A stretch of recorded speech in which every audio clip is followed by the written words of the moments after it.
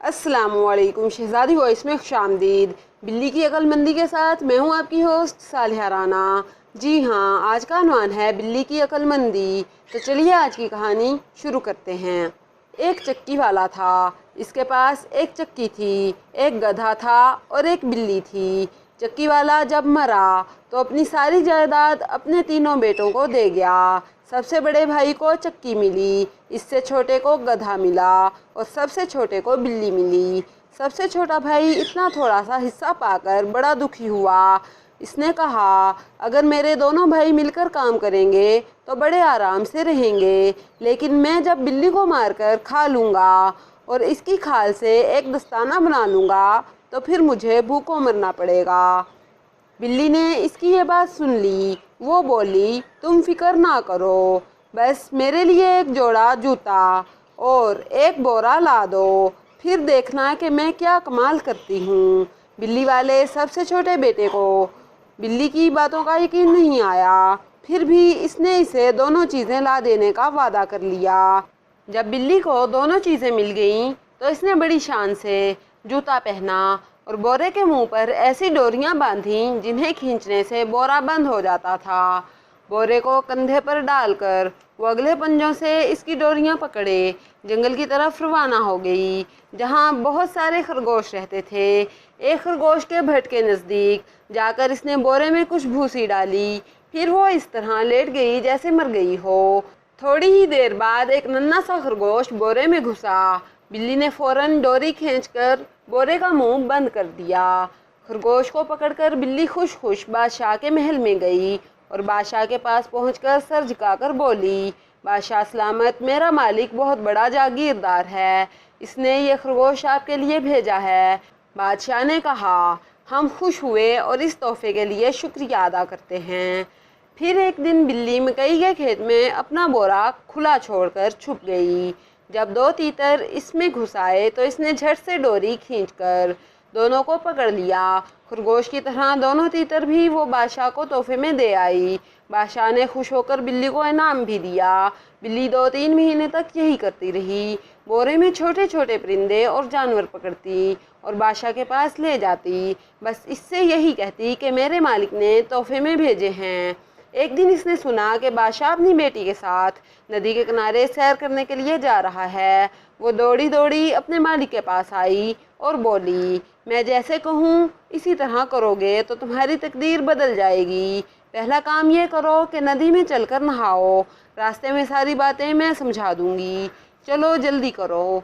चक्की वाले के सबसे छोटे बेटे ने वैसे ही किया जैसे बिल्ली ने बताया था। जिस वक्त वो नदी में नहा रहा था उसी वक्त बादशाह की सवारी इधर से गुजरी। यकायक बिल्ली ज़ोर ज़ोर से चिल्लाने लगी, बचाओ, मेरा मालिक डूब रहा है, बचाओ, डूब रहा है।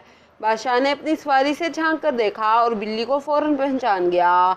इसने फ़ौरन मुहाफ़िज़ों को भेज दिया। जब वो लोग बिल्ली के मालिक को नदी से निकालने लगे तो बिल्ली ने बादशाह के पास जाकर कहा, मेरा मालिक नहा रहा था तो कुछ चोर आए और इसके कपड़े चुरा ले गए। बादशाह ने हुक्म दिया कि जल्द से जल्द सबसे अच्छी पोशाक लाई जाए। चक्की वाले का सबसे छोटा बेटा सेहतमंद और खूबसूरत था। बादशाह की दी हुई पोशाक पहनकर वो और भी बंका लगने लगा, बिल्कुल शहजादा मालूम होने लगा। बादशाह की बेटी जो खुद भी नहायत हसीन थी, इसे देखती ही रह गई। ये देखकर बादशाह ने बिल्ली के मालिक से कहा कि वो बग्गी में आकर बैठ जाए और इसके साथ सैर करे। वो बादशाह के पास जा पहुंचा। बिल्ली बहुत खुश थी कि इसकी स्कीम कामयाब हो रही है। फिर कुछ सोचकर वो बादशाह की सवारी के आगे आगे दौड़ने लगी। थोड़ी ही दूर पर कुछ किसान खेतों में काम कर रहे थे। बिल्ली ने इनसे कहा, किसान भाइयों, बादशाह की सवारी आ रही है, बादशाह सलामत पूछें तो कहना कि घास का ये मैदान बिल्ली के मालिक का है। याद रखो, अगर तुम ऐसा नहीं कहोगे तो बादशाह तुम सबको मरवा डालेगा। किसान डर गए। जब बादशाह वहाँ आया तो किसानों ने एक आवाज़ होकर कहा, ये खेत बिल्ली के मालिक के हैं, आपके पास तो बड़ी अच्छी ज़मीन है। बादशाह ने चक्की वाले के बेटे से कहा। वो बोला, आप देख ही रहे हैं कि यहाँ हर साल अच्छी फसल होती है। बिल्ली फिर आगे दौड़ गई। वो बादशाह की सवारी के आगे ही आगे दौड़ती रही।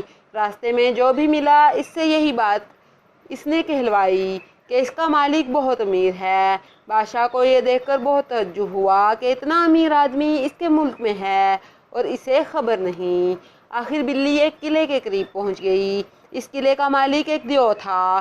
بلی دربان کے پاس جا کر بولی، میں اس قلعے کے مالک سے ملنا چاہتی ہوں۔ ادھر سے گزر رہی تھی تو سوچا اتنے بڑے دیو کو آداب کرتی چلوں۔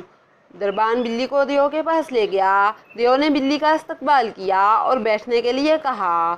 بلی بیٹھ گئی، پھر بولی، میں نے سنا ہے کہ آپ میں ایسی طاقت ہے کہ آپ اپنی خواہش سے کسی بھی جانور کی شکل اختیار کر سکتے ہیں، یعنی شیر یا ہاتھی بھی بن سکتے ہیں۔